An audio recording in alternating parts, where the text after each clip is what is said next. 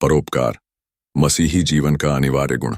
Lent के दिनों में परोपकार केवल एक अच्छा कार्य नहीं है, बल्कि यह मसीही जीवन का एक अनिवार्य हिस्सा है। बाइबल हमें सिखाती है कि सच्चा प्रेम केवल शब्दों से नहीं, बल्कि कार्यों से प्रकट होता है। विशेष रूप से इस आधुनिक युग में, जहां स्वार्थ, प्रतिस्पर्धा और भौतिकता का बोलबाला है, परोपकार का महत्व और भी बढ़ जाता है। परोपकार की बाइबल में शिक्षा। बाइबल में परोपकार को बहुत महत्व दिया गया है। नीति वचन 19:17 कहता है, जो कंगाल पर अनुग्रह करता है वह यहोवा को उधार देता है और वह उसके इस उपकार का प्रतिफल देगा।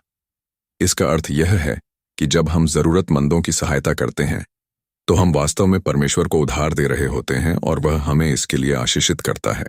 यीशु मसीह स्वयं परोपकार का सबसे बड़ा उदाहरण है। उन्होंने सदा गरीबों, बीमारों और तिरस्कृत लोगों की सेवा की।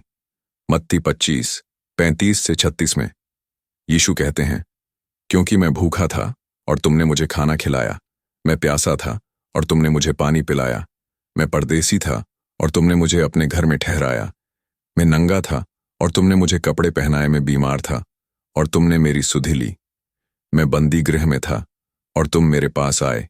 इस तरह जब हम दूसरों की सेवा करते हैं तो हम वास्तव में यीशु की सेवा कर रहे होते हैं। इस युग में परोपकार की आवश्यकता।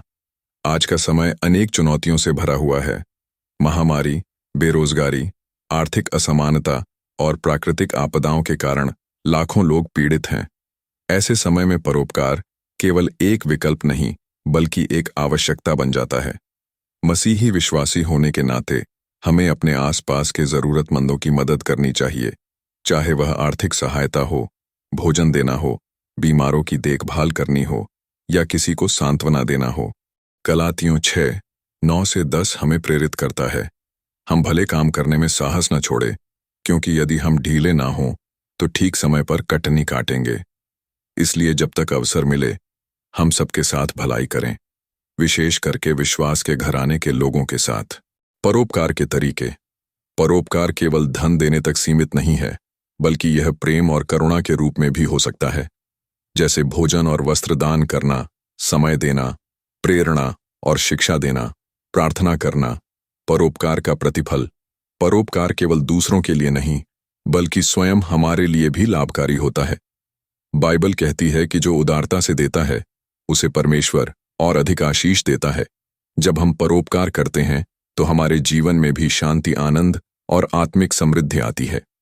इसका निष्कर्ष यह है कि इस आधुनिक युग में जब स्वार्थ और आत्म केंद्रितता बढ़ रही है, हमें यीशु मसीह के आदर्श पर चलते हुए परोपकार को अपने जीवन का अभिन्न अंग बनाना चाहिए। प्रेरितों के काम 20:35 में लिखा है, देने से पाने की अपेक्षा अधिक आशीष होती है।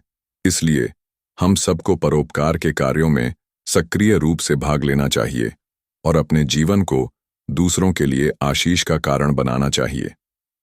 प्रभु यीशु मसीह का इस परोपकार का स्वभाव हम सबों को मिले। आमीन।